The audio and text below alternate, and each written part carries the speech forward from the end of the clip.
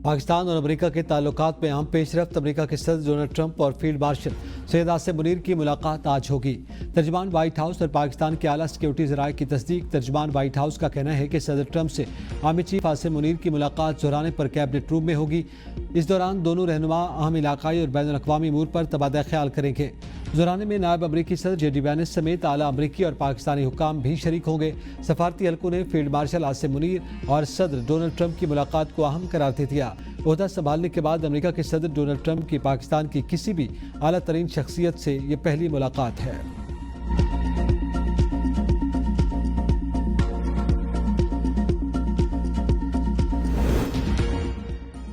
पाकिस्तान से शर्मनाक शिकस्त के बावजूद मोदी सरकार के सर पर जंगी जुनून सवार। तनाज़े के हल के लिए तीसरे फरीक की सालिसी कबूल करने से इनकार कर दिया। अमरीकी सदर ट्रंप और भारतीय वज़ीर आज़म मोदी के दरमियान टेलीफोनिक राब्ता। भारतीय सेक्रेटरी खारजा विक्रम मिस्री के मुताबिक मोदी ने ट्रंप को कहा कि पाकिस्तान से तनाज़े पर भारत तीसरे फरीक की सालिसी कबूल करता है न करेगा। नरेंद्र मोदी ने मुज़ाकरात से इनकार करते हुए ट्रंप को कहा कि ऑपरेशन सिंदूर ताहाल जारी है। कनाडा से वापसी पर मुलाकात की दावत भी कबूल न की। ट्रंप किसी फरीक को मसला कश्मीर पर सालिसी कबूल करने पर मजबूर नहीं कर सकते। अमरीकी महकमा खारजा की तर्जमान टैमी ब्रूस कहती हैं कि सदर डोनाल्ड ट्रंप भारत और पाकिस्तान के दरमियान मसला कश्मीर पर सालिसी की पेशकश कर सकते हैं। ताहम सदर ट्रंप ने कहा कि हर किसी को यह हक हासिल है कि वह अपने मुस्तकबिल का तयन खुद करे।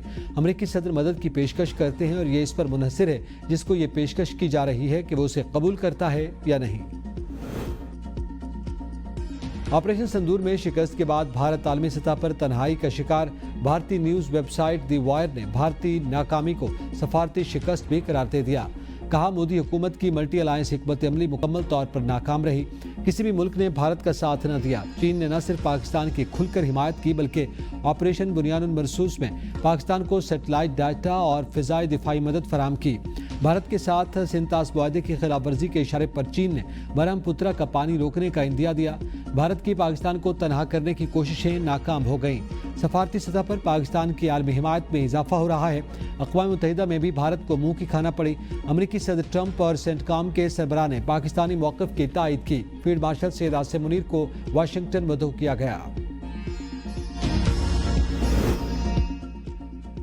ईरान इसराइल जंग छठे रोज में दाखिल हो गई। ईरान ने इसराइल पर फतह-1 हाइपरसोनिक मिसाइल दाग दिए। तेल अवीव, मकबूजा बैतुल मक़दस और शेरोन में धमाके।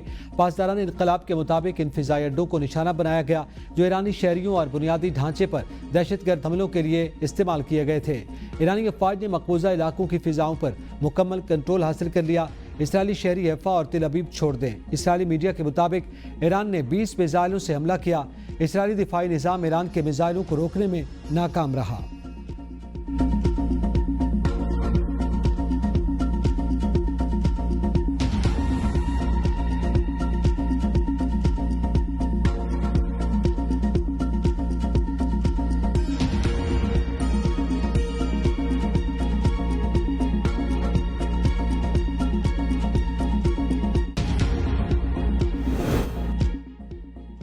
इसराइल का ईरान पर नया हमला। तेहरान धमाकों से गूंज उठा। इसराइली अफवाज ने तेहरान के मशरक में खुजीर मिसाइल डेवलपमेंट कॉम्प्लेक्स पर हमला किया।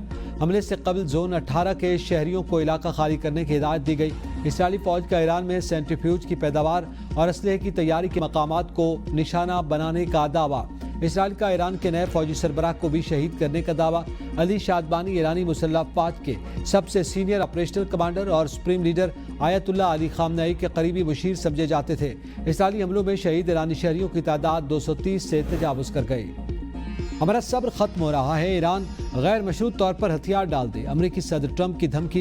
एक्स पर जारी बयान में कहा कि हमें मालूम है कि आयतुल्लाह खामनेई कहाँ छुपे हैं। वो एक आसान हदफ है लेकिन वहाँ महफूज हैं, मगर हम अभी उन्हें मारना नहीं चाहते क्योंकि हम नहीं चाहते कि मिसाइल आम शहरियों या अमरीकी फौजियों पर दागे जाएं। हमें ईरान की फ़िज़ाई हदूद पर मुकम्मल कंट्रोल हासिल है। ईरान के पास अच्छे फ़िज़ाई ट्रैकर्स और दीगर दिफाई साजो सामान बड़ी तादाद में मौजूद था। ईरान का साजो सामान अमरीकी सामान का मुकाबला नहीं कर सकता। कोई भी अमरीका से अच्छा सामान नहीं बना सकता। اسرائیلی حملے میں ایران کے ایک جوہری تنصیب کو نقصان پہنچا، 3 محفوظ رہی۔ عالمی ایٹمی توانائی ایجنسی کی تازہ رپورٹ کے مطابق سیٹلائٹ سے حاصل کی گئی تصاویر سے ثابت ہوتا ہے کہ اسرائیلی حملوں میں ایران کی اصفہان اور فردو جوہری تنصیبات کو کوئی نقصان نہیں پہنچا۔ نیتنز میں جوہری تنصیبات کو نقصان کی تصدیق ہوئی۔ ہائی ریزولوشن سیٹلائٹ تصویر میں IAEA نے مزید شواہد کی نشاندہی کی جو نیتنز میں زیر زمین افسودگی ہالز پر براہ راست حملوں کی نشاندہی کرتے ہیں۔ امریکہ کی جانب سے ایران کے جوہری ری ایکٹرز تباہ کرنے کی خبروں پر ایران نے امریکی اڈوں کو نشانہ بنانے کی تیاریاں مکمل کر لیں۔ نیو یارک ٹائمز کے مطابق اگر امریکہ اسرائیل کی جنگ میں شامل ہوتا ہے تو ایران مشرق وسطی میں امریکی اڈوں کو نشانہ بنائے گا۔ فردو جوہری تنصیبات پر امریکی حملے کی صورت میں رد عمل آئے گا۔ امریکی اڈوں پر حملہ عراق سے شروع ہو سکتا ہے۔ ایران آبدہ ہرمز میں بارودی سرنگیں بچھانے کی حکمت عملی اپنائے گا اور حوثی بحریہ ایمر میں جہازوں کو نشانہ بنائیں گے۔ حوثی رہنما کا کہنا ہے کہ غزہ کی طرح ایران کا بھی ساتھ دیں گے۔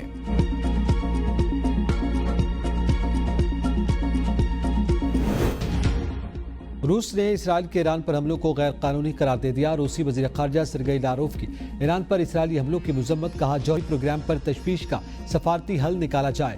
ایران نے جوہری توانائی سے متعلق واضح بیانات دیے، NPT کے لیے اپنے وابستگی کی تصدیق کی اور امریکہ کے ساتھ بات چیت پر آمادگی بھی ظاہر کی۔ ایران نے IAEA کو جوہری مقامات کے معائنے کی اجازت دی۔ اسرائیل نے کبھی معاہدے پر دستخط نہیں کیے۔ اسرائیل سے متعلق خیال کیا جاتا ہے کہ اس کے پاس جوہری ہتھیار ہیں۔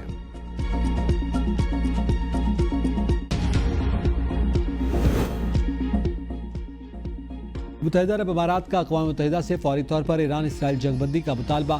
وزیر خارجہ شیخ عبداللہ بن زید نے کہا کہ تنازع فوری حل کروایا جائے اس سے پہلے کہ حالات قابو سے باہر ہوں۔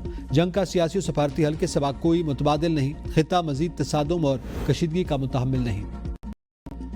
سابق وزیر اعظم اور صدر نون لیگ نواز شریف لندن سے پاکستان کے لیے روانہ۔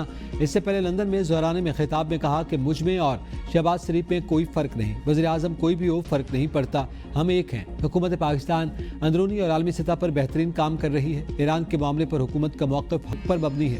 ایران کے خلاف جارحیت ہو رہی ہے۔ ایران سے ہمارا مذہبی ہمسائیگی اور ثقافتی تعلق ہے۔ موجودہ حالات میں سب کو مل کر کام کرنا چاہیے۔ پاکستان نے بھارت کی جارحیت کے خلاف اپنا دفاع کیا، ہماری فوجی صلاحیت دفاع کے لیے ہے۔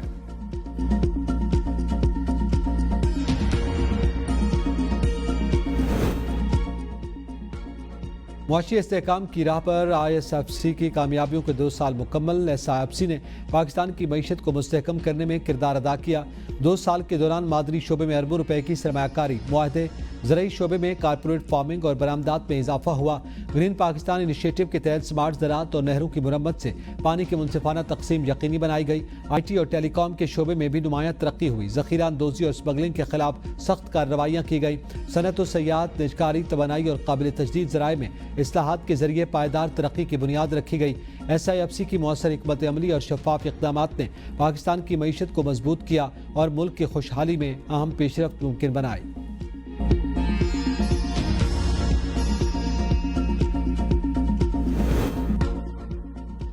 شکارپور میں مزید 4 جانیں پرانی دشمنی کی بھینٹ چڑھ گئیں۔ 2 قبائل میں خونی تصادم، 4 افراد جاں بحق، 3 زخمی۔ واقعہ تحصیل گڑھی یاسین کے کچے علاقے جبر شیخ تھانے کی حدود میں پیش آیا۔ پولیس کے مطابق یہ فائرنگ قبیلوں کے درمیان گزشتہ 15 سال سے جاری دشمنی کا نتیجہ ہے، جس میں اب تک 30 سے زائد افراد مارے جا چکے ہیں۔ علاقہ نو گو زون بن چکا اور مقامی لوگ ہجرت پر مجبور ہیں۔